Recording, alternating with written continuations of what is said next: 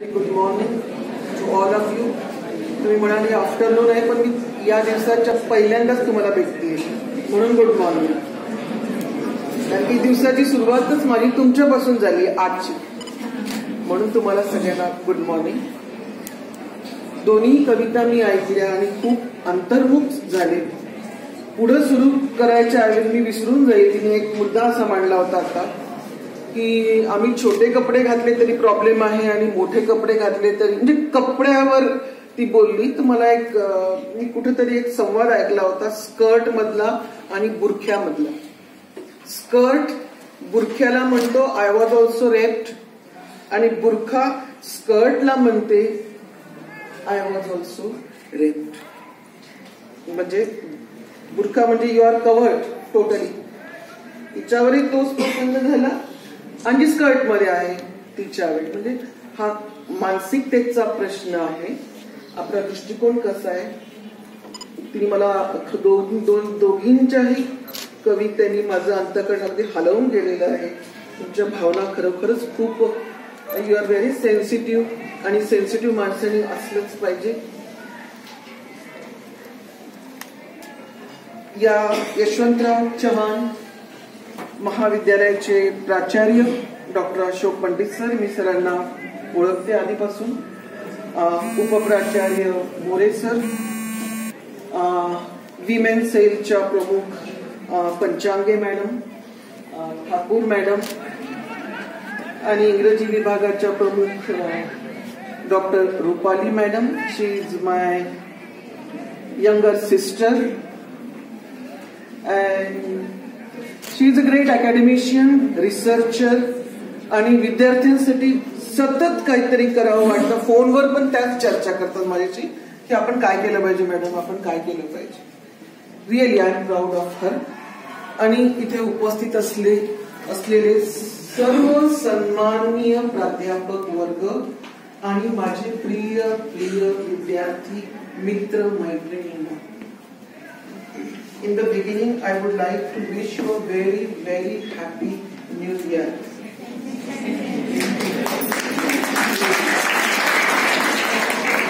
तुम्हाला मी प्रिय प्रिय म्हणले, माझे प्रिय प्रिय विद्यार्थी मित्र मैत्रिणींनो. स्टुडंट्स आर माय लाईफलाईन. मी किती जरी आजारी पडली पण विद्यार्थी आला म्हणलं की मी टटकन उठून बसते आणि त्याच्याशी बोलते. I am available to student 24 hours. माझे विद्यार्थी माझ्याशी व्हॉट्सअपवर, फेसबुकवर कायम कनेक्टेड असतात आणि मी त्यांना असं कधी होत नाही की मी त्यांना दुर्लक्ष करतो. They are like my children and I love students. I love their company. I'm very happy today. I can see so many girls and boys. Really, you are very fortunate that you are the student of this college. मी तुमचं अभिनंदन करते की तुम्हाला या महाविद्यालयात प्रवेश मिळाला जिथे तुमच्या सगळ्या कलागुणांचा विकास व्हावा म्हणून प्रशासन, सगळे प्राध्यापक तुमच्यासाठी प्रयत्न करतात. I am really proud of you.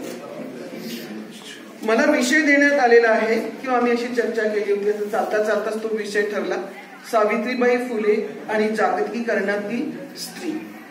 आता बऱ्याच जणांना आता सर पण 2-3दा म्हणले आज तुमचाच कार्यक्रम आहे, आज महिलांचाच कार्यक्रम. एक 9 वर्षापूर्वी मी MIT इंजिनिअरिंग कॉलेज औरंगाबादचं, तिथं मला असं विमेन सेलच्या कार्यक्रमासाठी बोलवलं आणि व्यासपीठावर मी एकटी महिला होती आणि 3 प्राचार्य होते आणि समोर सगळ्या महिलाच होत्या. स्टाफ होता फक्त महिला स्टाफ. ते 3च प्राचार्य म्हणजे मॅडम आम्हाला जरा अवघडलंच का वाटतं. काहीच काळजी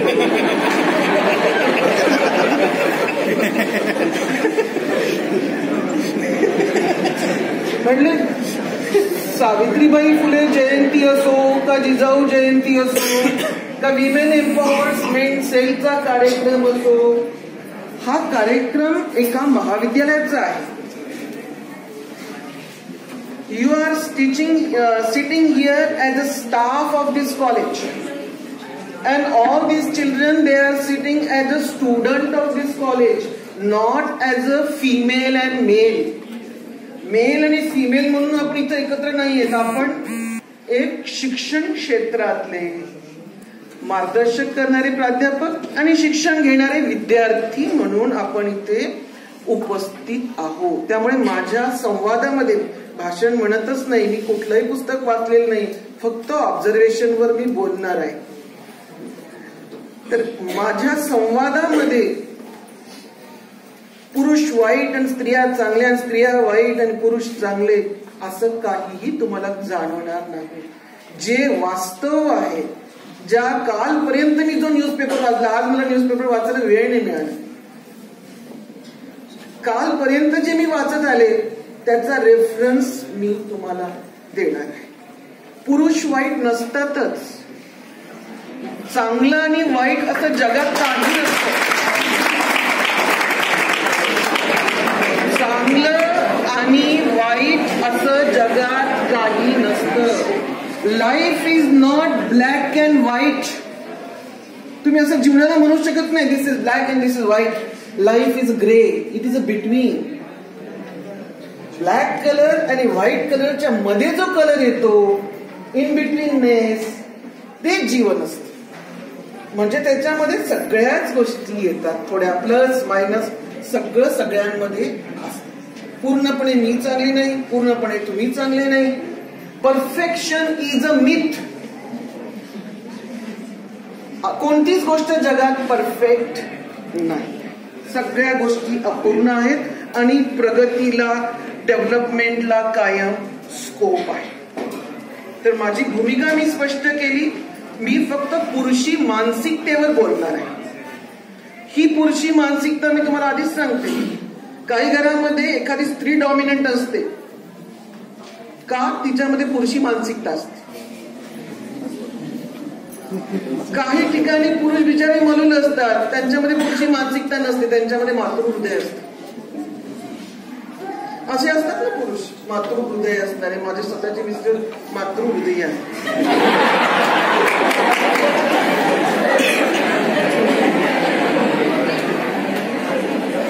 कारण की मी माझ्या मुलांच्या बाबतीत जेव्हा कठोर निर्णय घेते तेव्हा ते म्हणतात जाऊ दे ना, जाऊ दे ना, होतात चुका, होतात चुका. म्हणजे असं नसतं. सगळे गुण सगळ्यांमध्ये असतात थोड्याफार. काही जणांमध्ये 60% पुरुष प्रधान असतात. ती बाई नाही, हे डॅशिंग एकदम. तर असं काही नसतं मित्रांनो. This is not the biological question. This is all the psychological issues and we have to deal with it. Okay. आज मला जो विषय देण्यात आलेला आहे, सावित्रीबाई फुलेंची जयंती या निमित्त आपण हा कार्यक्रम आयोजित केलाय. तर मला असं वाटतं आपण थोडक्यात सावित्रीबाई फुलेंची थोडक्यात माहिती, हिस्ट्रीची रिव्हिजन व्हायलाच पाहिजे है ना. आपल्यासाठी ज्यांनी बलिदान केलेलं आहे, स्वातंत्र्य आपण उपभोगतोय, एवढ्या मोठ्या मुली आज इथे शिकतायत.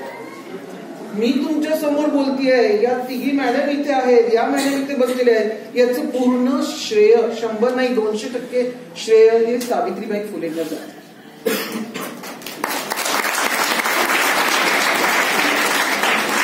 सावित्रीबाई फुलेंचा जन्म माहिती असायला पाहिजे म्हणून सांगते. तुम्ही म्हणाल मॅडम मी परत परत तेच का सांगितलं. आपण विसरतो. देवाने आपल्याला विस्मरण्यासारखं असं एक बलिदान म्हणजे दान दिलेलं आहे. सगळं आपल्याला विसर पडतो. चांगल्या गोष्टीचा पण विसर पडतो आणि वाईट गोष्टीचा पण विसर पडतो. सातारा जिल्ह्यातील नायगाव गावाला सावित्रीबाई फुलेंचा जन्म झाला आणि पहिली शाळा त्यांनी 1 जानेवारी 1848 पुण्याला भिडेवाड्यामध्ये काढली. अंधश्रद्धा निर्मूलन, जातीभेद निर्मूलन आणि स्त्री शिक्षणास प्रोत्साहन देण्यासाठी त्यांनी खूप कष्ट उपसले. माझी मराठी थोडीशी अशी तशीच आहे, सहन करा मला. 1848 मध्ये जेव्हा दुष्काळ पडला तेव्हा सावित्रीबाई फुलेंनी 52 मदत केंद्रे काढली आणि शाळा शिकवायला जात असताना त्यांच्या अंगावर दगडं फेकली जायची, शेण टाकलं जायचं, पण तरी पण त्यांनी आपलं कार्य थांबवलं नाही, त्रासाकडे दुर्लक्ष केलं आणि ध्येयावर त्यांनी लक्ष केंद्रित केले. त्या काळात त्यांनी ब्राह्मण विधवा महिलेचा मुलगा यशवंत नावाचा दत्तक घेतला आणि त्याचा आंतरजातीय विवाह लावून दिला. पतीच्या निधनानंतर त्या खचून नाही गेल्या, नेटाने त्यांनी सत्यशोधक समाजाचं काम पुढे नेलं. हे 2-4 इन्सिडेंट मी तुम्हाला फक्त सांगितले. काय घ्यायचं बरं आपण याच्यातून? तुम्ही इथे सगळे शिकायला आलेला आहात टाइमपास म्हणून निश्चितच नाही. कुठलं तरी ध्येय घेऊन आपण शिकायला येतो आणि तसंच ते आपण नेटाने पुढे नेलं पाहिजे. बरेच जण असं म्हणतात की लोक वाईट आहे त्यामुळे समाज बिघडलाय असं तसं. इंग्रजीमध्ये एक फार चांगलं वाक्य आहे, world suffers not because of violence of bad people but silence of good people. जगामध्ये ज्या काही वाईट गोष्टी चालत आल्या आहेत किंवा चालतायत, रूढी परंपरा असतील ज्याच्यामुळे समाजातल्या सगळ्यांना त्रास होतो, तो वाईट लोकांच्या विध्वंसकतेमुळे नाही होत, तर चांगले माणसं जे स्वतःला समजतात ते निष्क्रिय राहतात, मोकळून बसतात. म्हणून जगामध्ये विविध प्रॉब्लेम किंवा महिलांना वेगवेगळ्या प्रॉब्लेमला सामोरं जावं लागतं. आता जागतिकीकरण, ग्लोबलायझेशन फार गुळगुळीत शब्द आहे हा. खूपच वर्षापासून आपण ऐकतोय. मी 1989ला जॉबला लागले तेव्हा या चर्चा चालायच्या, प्रत्येक कॉलेजमध्ये भाषण चालायचं की जागतिकीकरण चांगलं का वाईट, घ्यायचं का नाही घ्यायचं. आज 30 वर्ष झाले. आता ते आपण ऑलरेडी स्वीकारलेलं आहे आणि त्याचे परिणाम आपण भोगतोय. जागतिकीकरणाने माणसाचं जीवन संपूर्ण ढवळून निघालेलं आहे. सगळ्यात पहिले या जागतिकीकरणाने काय केलं तर टीव्ही आणला, स्वस्त किमतीत टीव्ही, त्याच्यासाठी पण लोन, घरोघरी टीव्ही, आणि विविध संस्कृतीचं काय म्हणतात त्याला दर्शन म्हणूया आपल्यावर होत आहे. आपल्याला कळायला लागलं माता हीच पेस्ट वापरली पाहिजे, हेच तेल वापरले पाहिजे, हीच क्रीम वापरली पाहिजे, असंच केलं पाहिजे, लाईफ असं पाहिजे, लाईफ असं पाहिजे, गाडी पाहिजे, फोन पाहिजे, बंगला पाहिजे. हिरोईन जशी साडी घालते तशीच आपण बायकांचे सगळे असतात ना, ते टिकली पण त्या सिरियल मधल्या बाईसारखी असते काहीतरी वेगळी. हा झाला एक जीवनशैलीचा भाग. जागतिकीकरणामुळे पर्यावरण देखील पूर्ण कोलॅप्स झालेले आहे, त्याला आपण ग्लोबल वॉर्मिंग म्हणतो. आजकाल ऋतू मागे पुढे व्हायला लागलेत. उन्हाळ्यात पाऊस पडतो तर पावसाळ्यात पाऊस पडत नाही. नशीब या वर्षी हिवाळ्यात थंडी तरी पडते. म्हणजे सगळ्या गोष्टी चेंज झालेल्या आहेत. शेती पूर्ण कोलॅप्स झालेली आहे. मला आठवतं 20-25 वर्षापूर्वी आमचं नवीन लग्न झाल्यानंतर जेव्हा आम्ही गावाकडे जायचो तर तेव्हा सर म्हणायचे की ते केमिकल फर्टिलायझर वापरत नका जाऊ, रासायनिक खतं वापरत नका जाऊ. तर मग आमची दीर म्हणायचे नाही सगळेच वापरतात भाऊ, सगळेच वापरतात. आणि आता आम्ही जातो तर ते म्हणतात की आता आम्ही सेंद्रिय खतं वापरतोय. आता हे का बरं? जागतिकीकरण म्हणजे खुली अर्थव्यवस्था. 30 वर्षापूर्वी अमेरिकेला कळून गेलं होतं रासायनिक खतांमुळे काय नुकसान होतं, पण त्यांच्या कंपन्या त्या बंद पाडणार होते का? नाही. तो माल त्यांनी इकडं आपल्या इंडियामध्ये खूप प्रयोग होतात. विविध जाती, विविध धर्म, प्रयोगशीलतेसाठी आपला भारत फार एक चांगली बाजारपेठ आहे ना. आता होळी येईल, होळीमध्ये सगळ्या त्या चायना मेड पिचकाऱ्या, दिवाळी येईल तर चायना मेड बंदुकी, खुली अर्थव्यवस्था. आणि वर्षानुवर्ष आपल्याकडे काही ना काही सण चालूच असतात. मार्केट भरपूर आहे आपल्याकडे. असं म्हणतात की globalisation was nothing but it was again the entry of east India company. जागतिकीकरणाच्या निमित्ताने ईस्ट इंडिया कंपनी परत आली भारतामध्ये. म्हणजे तसं आपल्याला राजकीयदृष्ट्या संरक्षण मिळालं, पण आर्थिकदृष्ट्या अजूनही आपल्या दोऱ्या या परराष्ट्रीय लोकांच्या हातात. काय झालं बरं मागे?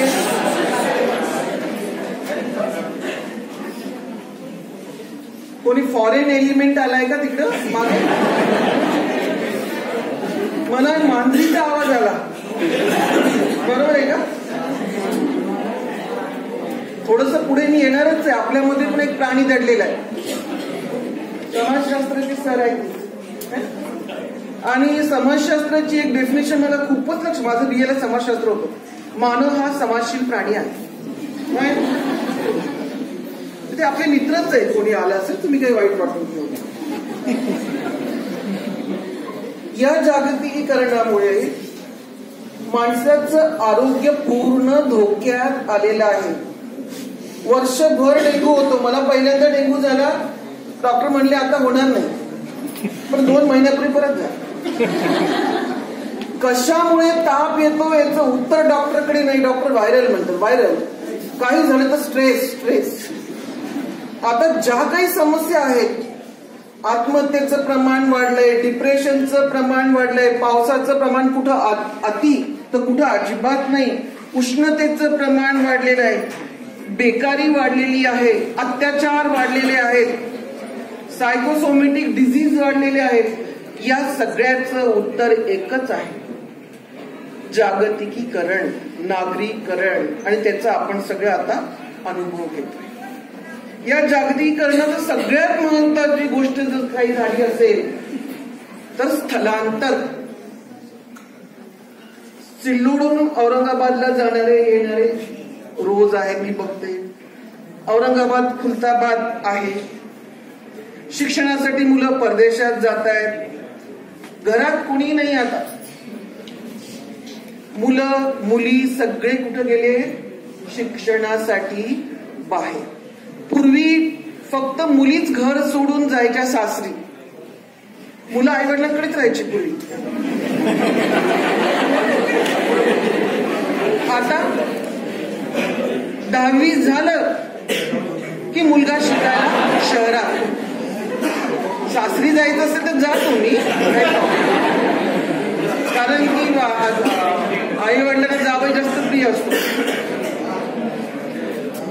तर मुलं देखील आता घर सोडून जायला लागली. म्हणजे घरात 5 मेंबर असतील तर ते 5 ठिकाणी आहेत. आजकाल एक घर ही कल्पना नाही राहिली आहे. 5 जणांची 5 घर, 5 जणांच्या 5 गाड्या, 5 जणांचे 10 मोबाईल. माझ्या 2 मुली आहेत. एक मुलगी अमेरिकेला शिकते, एक लंडनला शिकते, मुलगा बेंगलोरला असतो. आम्ही दोघं इथं असतो. आम्ही फक्त भेटतो कुठं? व्हॉट्सअपच्या स्क्रीनवर. व्हॉट्सअपच्या स्क्रीनवर भेटतो. म्हणजे हे पण आपल्या भारतीय संस्कृतीचं एक यश आहे की व्हॉट्सअपवर तरी आपली कुटुंब व्यवस्था अद्याप जिवंत आहे.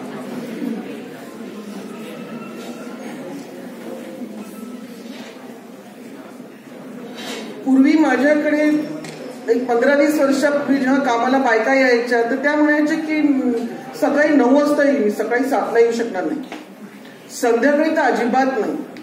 आताच्या बायका म्हणतात मी कधी पण येईल मॅडम. सकाळी 5ला हो येईल, संध्याकाळी 8ला हो येईल. हा बदल कशामुळे झाला? कशामुळे झाला? याला विकास म्हणायचा का काय म्हणायचं? म्हणजे पूर्वी नवरा बायकोला जाऊ द्यायचं नाही घराच्या बाहेर, सासू सुनेला जाऊ द्यायची नाही. आता म्हणतात जा जा जा.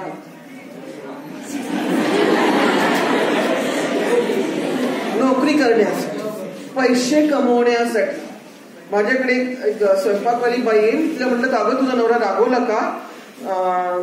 तू घरी नसतेच कधी? नाही नाही म्हणे मॅडम, मी घरी राहिली तर ते चिडतात म्हणे.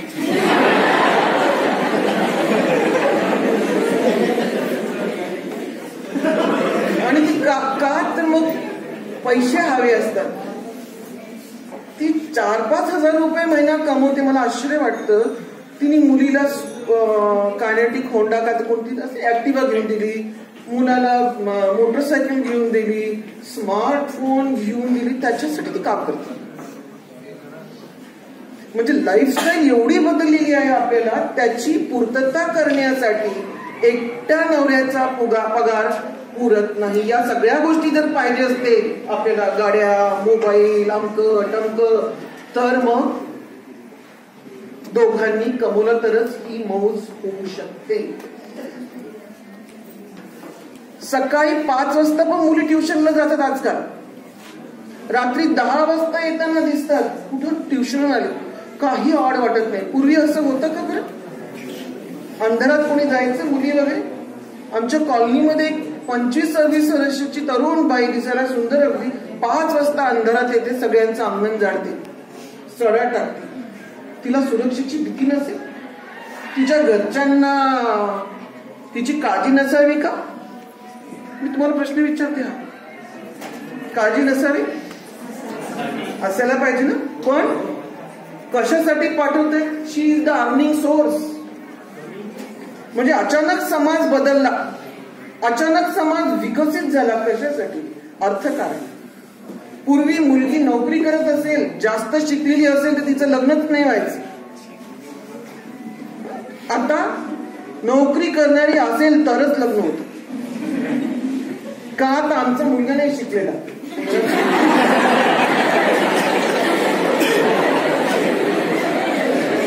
ते कसं झालं माहिती का? मुलं हे आधीपासून शिकतच होते ना. पुरुष प्रधान संस्कृती आपली. कोणाचा दोष नाही, कोणाला नाव ठेवतो. भारत जसा कृषी प्रधान देश आहे तसा पुरुष प्रधान पण. भारतच नाही, अख्खं जग आहे. अख्ख्या जगात पुरुष सत्ताक पद्धती, त्याला आपण अपवाद नाही, युनिव्हर्सल आहे ते. अचानक आपली मुलं शहाणी कुठून होणार? पिढ्यानं पिढ्यांपासून त्यांच्यावर जे संस्कार झाले, कळत न कळत ते तसे वागतात. चुकून जर भावाने बहिणीला पाणी दिलं तर आई काय म्हणेल? अरे तू नको देऊ, तिला देऊ दे. छोट्या छोट्या गोष्टी असतात म्हणजे, आणि ते कळत न कळत होऊन जातात. तर या जागतिकीकरणामुळे मी जे तुम्हाला 2-3 उदाहरणं दिले की सकाळी 5 वाजता बाया कामाला जातात, रात्री 10 पर्यंत काम करतात, कंपन्यामध्ये 10-10 तास काम करतात.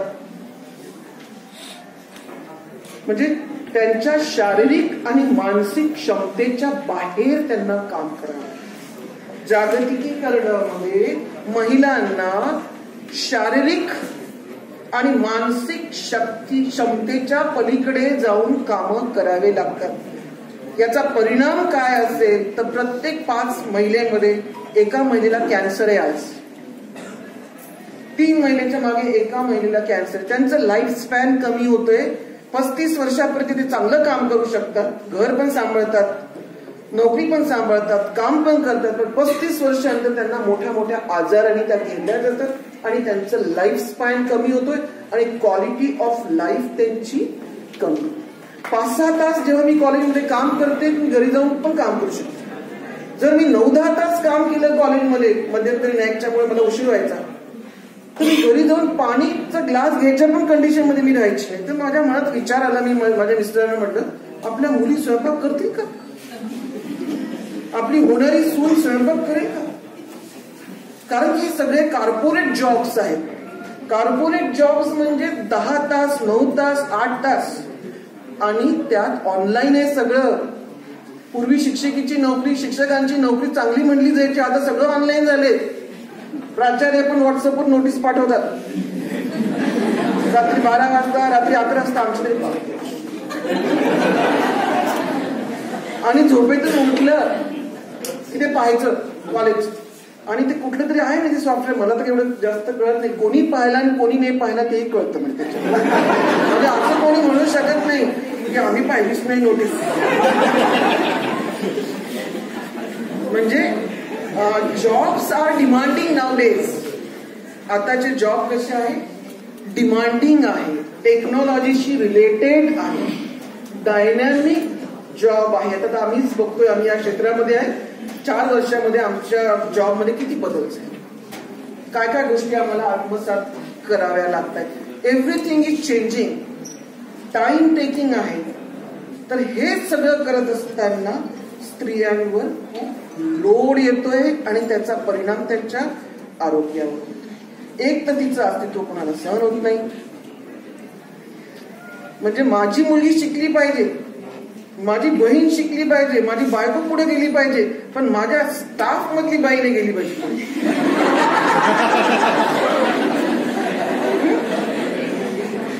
असा हा दुटप्पेपणा आहे. मुलगी हो मी शिकवतो, हो माझी बहीण तिकडे शिकते, पण स्टाफ मधली महिला जरा स्मार्ट असेल आणि चांगलं काम करत असेल, स्मार्ट म्हणजे कामात स्मार्ट, कारण की कामाने ओळख होते. माणसाची ओळख ही फक्त कामाने होते, बाकी कशाने तुमची ओळख होत नाही. खूप चांगले चेहरे असतात तुमच्याकडे पाहायला मला वेळ. आता तुम्ही म्हणाल की मला सावित्रीबाई फुले आणि जागतिकीकरण, सावित्रीबाईचा काळ आणि या काळामध्ये काय साम्य आहे, काय बदल आहे? सावित्रीबाई फुले जेव्हा शाळेत मुलांना शिकवायला जात होती तेव्हा तिच्या अंगावर दगड फेकली गेली, तिच्या अंगावर शेण फेकलं गेलं. आज मुली जेव्हा महाविद्यालयात जातात किंवा एखादी मुलगी प्रवास करते तर तिच्या अंगावर ऍसिड फेकलं जातं. सुधारणा झाली ना? कुठं दगड आणि कुठं ऍसिड. त्याही पेक्षा तुमचा एखादा फोटो व्हॉट्सअपवर अपलोड करून टाकला, फेसबुकवर त्यांचं एखादी तुमची व्हिडिओ तुमचा अपलोड करून एका क्लिकवर तुमचं पूर्ण आयुष्य उद्ध्वस्त होतं. दगड आणायला तरी कुठेतरी जावं लागतं, दगड उचलावा लागतो, यावं लागतं, मग फेकावं लागतं. इथं तर काही करावं लागत नाही, क्लिक. आणि लक्षात ठेवा मुला मुलींना, म्हणजे मी फक्त मुलींना धोका आहे असं नाही, सगळ्यांनाच धोका आहे. येणार आहे मी त्याच्याकडे, येणार आहे त्याच्याकडे. We are under surveillance. प्रत्येकाच्या खिशात कॅमेरा आहे. आपल्याला माहितच नाही राहत कोण आपली शूटिंग करतोय, कोण आपलं रेकॉर्डिंग करतोय. आपण सुरक्षित अजिबात, कोण आपला कसा गैरवापर करेल काही सांगता येत नाही. 3-4 दिवसापूर्वी चतुरंग लोकसत्ताची पुरवणी वाचत असते मी शनिवारची, त्याच्यात एक गोष्ट आली, रिअल स्टोरी आली. केरळमधली एक महिला, तिला 2 मुलं आहेत, तिचा नग्न अवस्थेतला न्यूड व्हिडिओ तिच्या नवऱ्याला तिच्या ऑफिस मधल्या कर्मचाऱ्यांनी फॉरवर्ड केला. परिणाम काय झाला? त्याने तिला डिव्होर्स देऊन दिला, तिला घराच्या बाहेर काढून टाकलं. 3 वर्ष ती झगडत राहिली. 3 वर्षानंतर ते सिद्ध झालं की तो व्हिडिओ तिचा नव्हता. बॉडी दुसऱ्यांची होती, चेहरा फक्त तिचा तिथं लावण्यात आलेला आहे. फॅब्रिकेटेड तो व्हिडिओ होता. तो सिद्ध झाला की तो व्हिडिओ तिचा नाहीये, पण तरी देखील तिच्या नवऱ्याने तिला ऍक्सेप्ट केलं नाही. तर ती आता म्हणते की माझ्या जीवनाचं ध्येय आता हे की हे कोणी केलं, का केलं, हेच माझ्या जगण्याचं आता ध्येय आहे आणि मी त्याचा पाठपुरावा करेन. हे तुम्हाला कळणार पण नाही मुलींनो. हे जे मोबाईल आहे ना, हे एक दुधारी शस्त्र आहे. ते तुम्हाला वाचवेल पण आणि संकटात पण आणेल. आपला मोबाईल कधीही कुणाला द्यायचा नाही. मध्यंतरी मी एक पिक्चर पाहिला, मुल्क नावाचा, ऋषी कपूर त्याच्यामध्ये होता. चांगली फॅमिली, तो मुलगा त्याचा मोबाईल कुणाच्या तरी हातात जातो आणि त्या मोबाईलवरून कुणाला तरी कॉल जातो आणि तो अतिरेकी कारवायामध्ये पकडला जातो. म्हणजे मुलांचा वापर, मुलींचा वापर नेहमी अत्याचार असंच नाही, दुसरे पण खूप कारण आहेत. तुमचं अपहरण केलं जाऊ शकतं तुमचे अवयव काढण्यासाठी, वेशाला पाठवण्यासाठी आपण हे करून केलं. अनेक कारण आहे. तुम्हाला गुलाम म्हणून वापरण्यासाठी तुमचं अपहरण केलं जाऊ शकतं. म्हणजे आपल्या जीवाला खूप धोका आहे. मी मागच्या वर्षी आग्र्याला गेले होते. प्रेमाचं प्रतीक ताजमहाल आहे ना आग्र्याला, तिथं एक शिरोज नावाचा कॅफे आहे. शिरोज, तो कॅफे ऍसिड हल्ल्यामध्ये पीडित झालेल्या मुली चालवतात. म्हणजे त्या कॅफेची ओनर पण ऍसिड हल्ल्यामधलीच, सर्व्हिंग करणारे पण कुक पण सगळे ऍसिड हल्ल्यातले. तर त्यातल्या 2-4 घटना मी चौकशी केली तर एक 15 वर्षाची मुलगी होती, ती शाळेत जात होती. तिच्या मागे 35 वर्षाचा माणूस लागला होता. तिने आईला सांगितलं, आई वडिलांनी त्या माणसाला रागवलं, त्याने दुसऱ्या दिवशी तिच्या अंगावर ऍसिड टाकलं. एका 13 वर्षाच्या मुलीवर अति एकतर्फी प्रेमातून ऍसिड हल्ला केला. एका 3 वर्षाच्या मुलीवर वडिलांनीच ऍसिड टाकलं का तर ती 4थी मुलगी झाली म्हणून. आणि एका सावत्र आईने तिरस्कारातून आपल्या मुलीवर ऍसिड टाकलं. मागच्या वर्षी दिल्लीची घटना आहे की एक MBBS मुलगी, ती MBBS झाली, तिला जॉब लागला आणि ती दिल्लीला चालली होती. स्टेशनवर तिचे वडील घेऊन गेले. तिचा एक मित्र होता. असतातच ना आपले सहकारी, आपली कोणाची तरी मैत्री होतेच. आपण माणूस आहे तर आपली मैत्री होणारच. मुलगा मुलीची होऊ शकते, 2 मुलीची होऊ शकते, 2 मुलांची होऊ शकते. माणसाची मैत्री होणं स्वाभाविक आहे.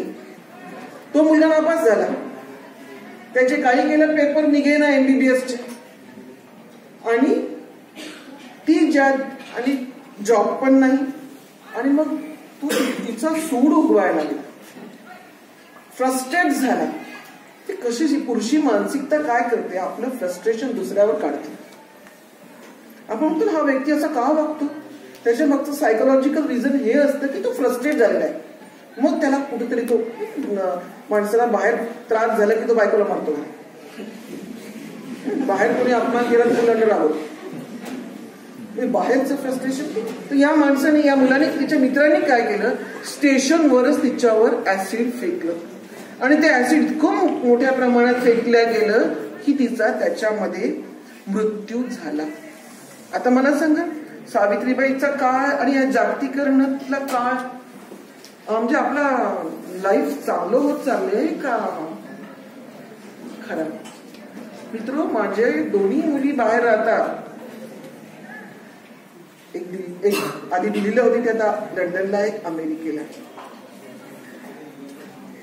खूप मोठं काय करेज करून मुलांना बाहेर शिक्षणासाठी पाठवावं लागतं. कारण की जागतिकीकरणामध्ये रेग्युलर रुटीनचे जॉब राहिलेच नाही. जो हटके आहे, ज्याच्यामध्ये इनोव्हेशन आहे, रिसर्च आहे, जो अगदी डायनॅमिक आहे, खूप हुशार आहे, त्यांनाच आज संधी आहे. या जगामध्ये स्वतःचं स्थान निर्माण करणं किंवा जॉब मिळवणं हे रेग्युलर गोष्ट राहिली. आमच्या सारख्याला मिळाल्या, शिकले की आम्ही एका महिन्यात जॉब आलो. मी ज्यावेळेस MA झाली त्यावेळेस 10 कॉलेजचे कॉल लेटर माझ्या हातात. काही नाही, या मॅडम इंटरव्ह्यू झाला, you are scholar, join from tomorrow. अशी परिस्थिती. आता तशी परिस्थिती. सावित्रीबाईचा काळ आणि हा, तेव्हाही शिक्षणासाठी संघर्ष. आज तुम्ही सिल्लोडमध्ये आहात, तुमचं कॉलेज रोडवर आहे. राजस्थानमध्ये, मागच्या उत्तर प्रदेशमध्ये बरेली नावाचं एक गाव आहे, 200 मुलींना शाळा सोडावी लागली. ही मी पेपर मधल्याच गोष्ट सांगते. तर ही शाळेत जाण्यासाठी त्या मुलींना 4-5 तास पायी 4-5 किलोमीटर पायी चालावं लागायचं. आणि 1 किलोमीटर नदीचं पात्र असायचं. ते पात्र क्रॉस करून मग त्यांची शाळा असायची. तर पात्राच्या पलीकडे आणि अलीकडे टवाळखोर मुलं बसलेली. मुली आल्या की शेरेबाजी करायची, कुणाची वेणी चोडायची, तर कोणाला स्पर्शच करायचा. पोलिसांना तक्रार देऊन झाली, त्या भागातल्या जे कोणी नेते असतील त्यांना तक्रार देऊन झाली, पण या परिस्थितीत सुधारणा झाली नाही. शेवटी त्या 200 मुलींना शाळा सोडून द्यावी लागली. बदललाय का काळ? सावित्रीबाईचा काळ आणि आजचा काळ बदललाय का? जागतिकीकरण, आपल्या मोबाईल आले, गाड्या आल्या, विमानात प्रवास करू, मानसिकतेमध्ये फरक झालाय. या ज्या काही घटना मी तुम्हाला सांगितल्या आहे की उदाहरणं खूप पौराणिक उदाहरणं नाही, कालची, आजचे उदाहरणं तुमच्या समोर मी मांडली.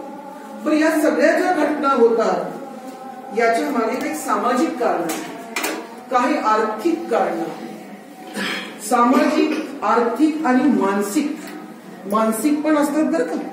मध्यंतरी औरंगाबादमध्ये एका शाळेमधला एक शिक्षक मुलींशी चुकीचा वागत होता.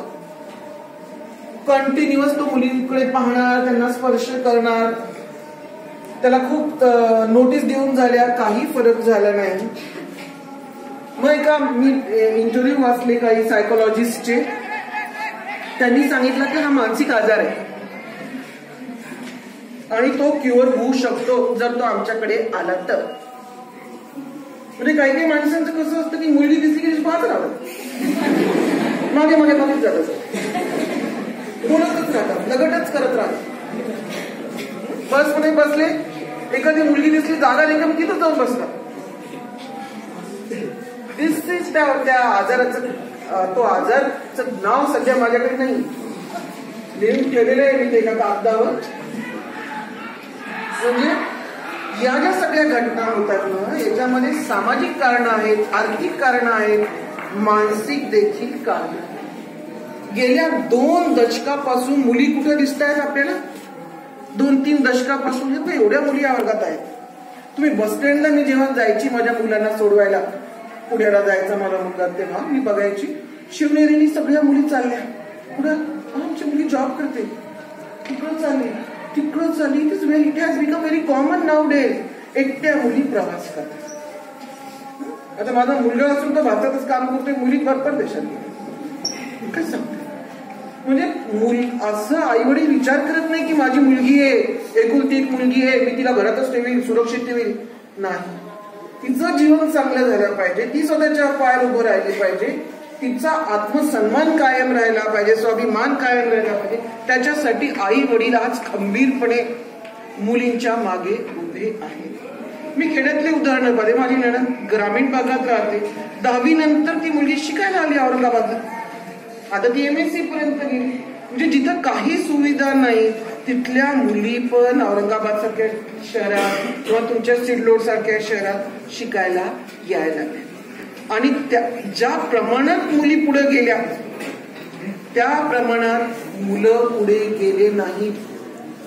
आणि हे असं रेशो असा तो खालीवर झालेला आहे. एखादी मुलगी स्कूटरवर चालली आहे, एखादी मुलगी 4 व्हीलर चालली आहे आणि एखादा फ्रस्ट्रेट माणूस उभा आहे तर त्याला राग येतो तिचा. ही बाई असून गाडी चालवते, ही बाई असून हिला जॉब आहे, मला नोकरी नाही. काय कॉन्फिडन्स आहे तिचा. म्हणजे अत्याचार जे महिलांवर सध्या होत आहेत ना, ते सेक्स या भावनेतून होत नाही. सेक्स ही नॅचरल फिलिंग आहे, नैसर्गिक भावना आहे. आज जे अत्याचार होत आहेत, हा सर्वे झालेला आहे, हा सुडामधून होतोय. ईर्ष्या, हिला मला नष्ट करून टाकायचं, हिला मला संपवून टाकायचं, ही भावना हिंसा आहे. परवा मी सिम्बा नावाचा पिक्चर पाहिला, त्याच्यामधला जो विलन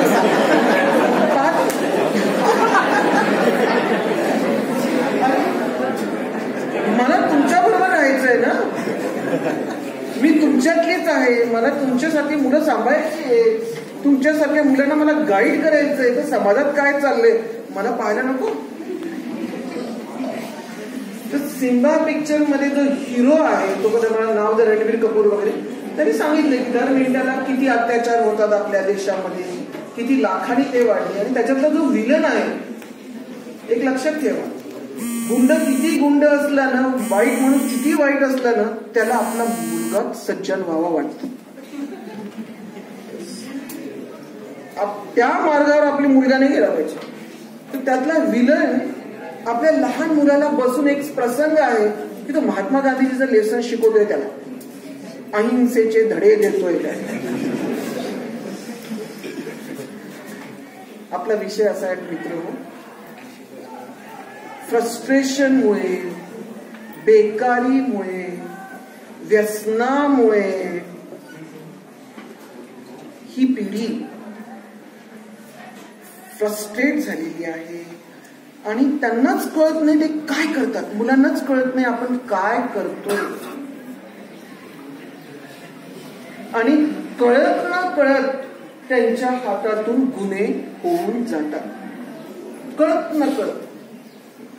कालच्या पेपरची घटना आहे की लातूरला बस स्टँडवर एक मुलगी होती आणि एक माणूस 35 वर्षाचा माणूस तिच्याकडे रोज टक लावून पाहायचा. तिने तक्रार केली, त्याला 1 महिन्याची शिक्षा झाली. तिने तक्रार केली, 1 महिन्याची शिक्षण.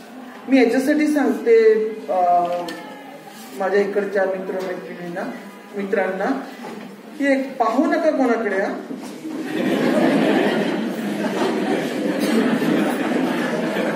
टक लावून पाहिलं. आपल्याला फार इंडियन लोकांना सवय तर खालून वर पाहतो आपण, पूर्ण स्कॅनिंग.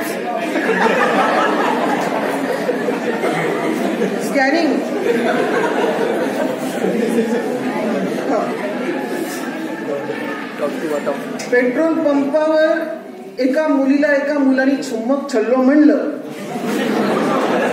तिने तक्रार केली, त्याला 1 महिन्याची जेल झाली. तुम्ही जर एखाद्या मुलीला संध्याकाळी 7 नंतर जर फोन केला, तिला कंटिन्युअस मेसेज पाठवले आणि तिने जर तक्रार केली तर अजामीन पात्र गुन्हा होतो. एखाद्या मुलीने सांगितलं की हा मुलगा माझ्या पाठीमागे लागलाय, अजामीन पात्र गुन्हा. काय सिद्ध करायचं सिद्ध करा. हे उदाहरण मी तुम्हाला याच्यासाठी देते की आपल्याला माहितच नाही आपण गुन्हा करतो. आपल्याला माहितच नाही आपण गुन्हा करतो. कामाच्या ठिकाणी तुम्ही इथे सगळे विद्यार्थी मित्र आहात. घटनेने तुम्हाला सन्मानाने जगण्याची सुविधा केलेली आहे. इथे बसलेल्या प्रत्येक व्यक्तीला डिग्निटी पाहिजे. Article 14, article 15, article 21 gives you life to live with dignity. तुम्ही एखाद्या महिलेचा अपमान केला, दॅट इज सेक्शुअल हॅरेसमेंट. डोळा मारायची गरज नाही. अपमान करा, सेक्शुअल हॅरेसमेंट. तिच्या कामात लुडबुड केली, तिला त्रास दिला, सेक्शुअल हॅरेसमेंट. सेक्शुअल हॅरेसमेंट साठी हात लावायची गरज नाही, टाकून पाहायची गरज नाही. अपमान केला तरी सेक्शुअल हॅरेसमेंट. संध्याकाळी 7 नंतर चुकून फोन करायचं नाही कोणत्या मुलींना वगैरे. ब्रह्मदेवाला पण स्त्रियांच्या मनात काय ते कळलेलं नाही. हे संशोधन झालेलं आहे.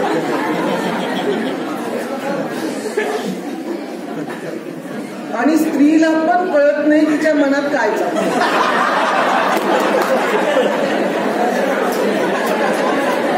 पुरुष परेशान कसं व्हायचं सांगतो.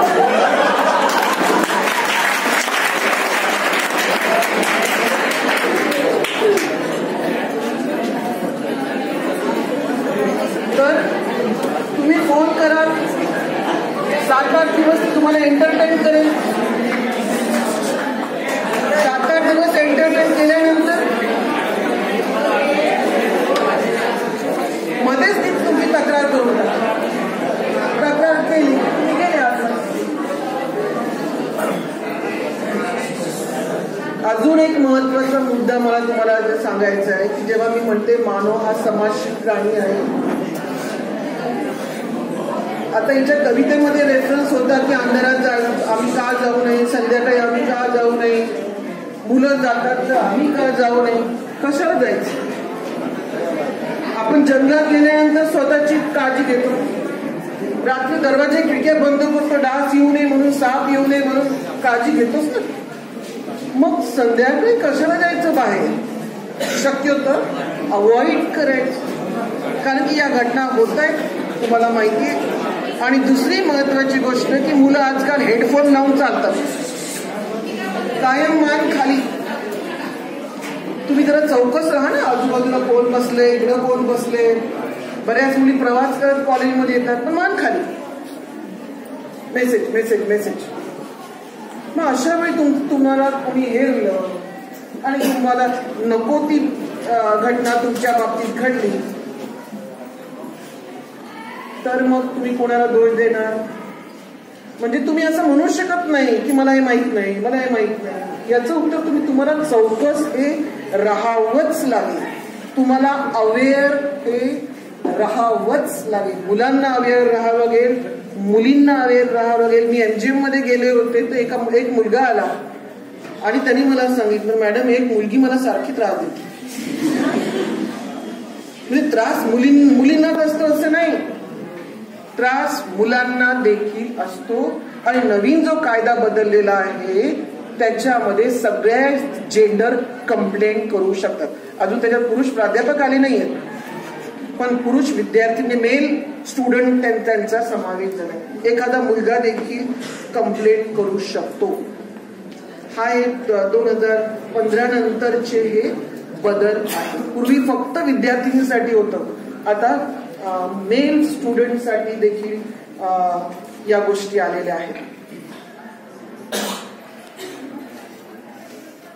एकच गोष्ट जीवनामध्ये सत्य आहे मित्रो, नीतिमत्ता आणि प्रामाणिकपणा या दोन गोष्टीच जीवनामध्ये काही चमत्कार करू शकतात.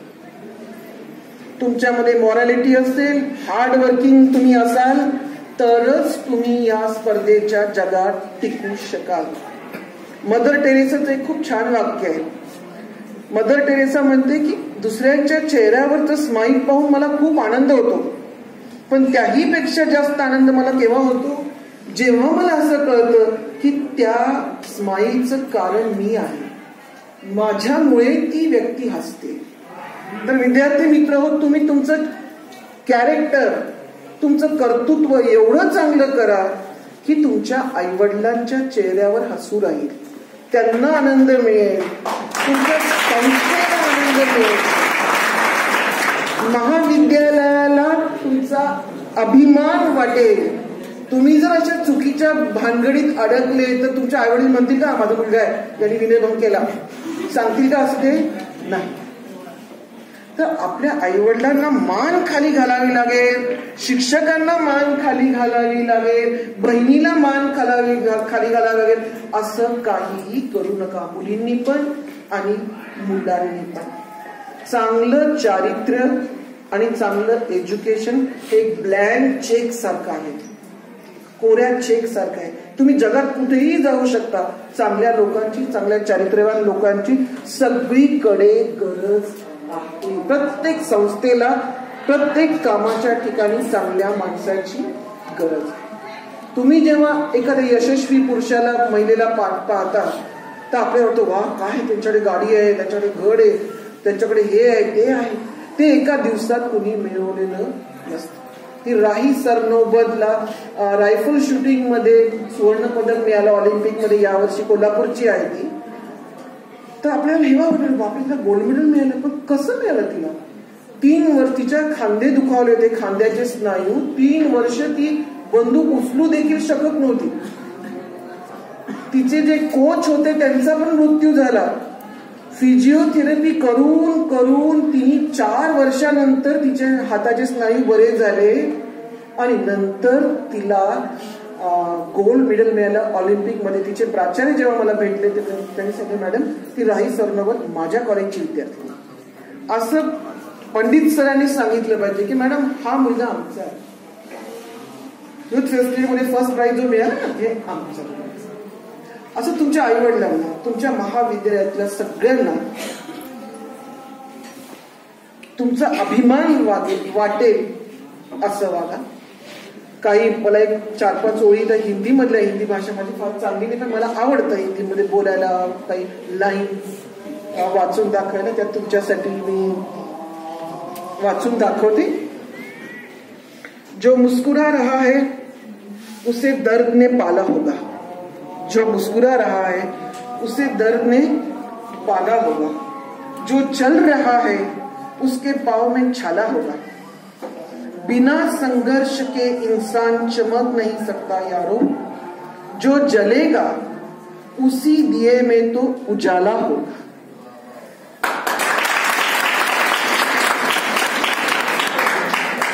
उदास होने के लिए उम्र पड़ी है, उदास होने के लिए उम्र पड़ी है, नजर उठाओ सामने जिंदगी खड़ी है. तुमच्या समोर एक उज्ज्वल भविष्य आहे. इथे बसलेल्या विद्यार्थी मित्र मैत्रिणींसमोर तुमच्या समोर एक ब्राईट फ्युचर आहे, पण त्याच्यासाठी तुम्हाला तुमचा वर्तमान खूप चांगला घालवावा लागेल. एक एक क्षणाचा उपयोग तुम्हाला चांगला करावा लागेल, तरच तुमचं फ्युचर ब्राईट होईल. एकदम तुम्ही साहब नाही होणार. आयुष्याचे पहिले 30 वर्ष जो मेहनत करेल, सगळ्या स्किल घेईल, वेगवेगळ्या भाषा शिकेल, वेगवेगळे कौशल्य अवगत करेल, शरीर कमवेल, व्यायाम करेल, ध्यान करेल, एक परिपूर्ण जेव्हा तुम्ही व्हाल, त्याच्यानंतर तुम्ही बघा तुम्हाला अपॉर्च्युनिटी राहतील, पण एका ठिकाणी नाही. त्याच्यासाठी तुम्हाला कुठेही जायची तयारी ठेवावी लागते. आणि एकमेकांचा आदर करणे, मुलांनी मुलींचा आदर केला पाहिजे, मुलींनी मुलांचा आदर केला पाहिजे, स्टाफनी एकमेकांचा आदर केला पाहिजे. आपण सुसंस्कृत आहोत, शिक्षित आहोत, हायर एज्युकेशन इन्स्टिट्यूट मध्ये आपण आहोत. तर एकमेकांचा आदर करणे ही संस्कृती आहे आणि एकमेकांचा तिरस्कार करणे ही विकृती आहे. तर as a professor, as a teacher, we should be a role model for our students. जग कितीही वाईट होऊ द्या, कितीही काही होऊ द्या, पण या मुलांसाठी आम्ही रोल मॉडेल आहोत. आम्हाला कुठंच क्वालिटीशी कॉम्प्रोमाइज करता येत नाही. त्रास होऊ दे, काही होऊ दे, पण माझ्या विद्यार्थ्यांसाठी मी अपडेट राहणार, मी माझ्या विद्यार्थ्यांचा पालक राहणार. ही भावना प्रत्येक स्टाफ मध्ये असली पाहिजे आणि येताना प्रत्येक विद्यार्थिनीला, प्रत्येक विद्यार्थ्याला अशी ओढ वाटली पाहिजे की मला उद्या कॉलेजला जायचे, मला या मॅडम भेटणार आहे, मला हे सर भेटणार आहे. इतकं त्यांना वाटलं पाहिजे आणि त्यांना कॉलेजमध्ये यावं वाटलं पाहिजे. असं वातावरण असणं आवश्यक आहे. नम्रता बाळगा, आदर ठेवा एकमेकांचा. बघा तुम्ही, जीवन खूप सुंदर आहे, पेपरमध्ये फार निगेटिव्ह बातम्या येतात, पण जगामध्ये काही चांगल्या गोष्टी नाही, बऱ्याच चांगल्या गोष्टी होतात आणि त्या चांगल्या गोष्टीकडे पाहून आपल्या स्किल तुम्ही डेव्हलप करा आणि तुमच्या महाविद्यालयाचं नाव पुढे द्या. तुम्ही खूप बरेचसं शांतपणे ऐकून घेतलं. मी अजून घड्याकडे पाहिलं नाही, मी किती बोर केलं मला माहित नाही. असं म्हणतात की एक वेळ मान दिला नाही तरी चालेल, पण कान द्या. ऐका, ऐकणं म्हणजे मेडिटेशन है ना.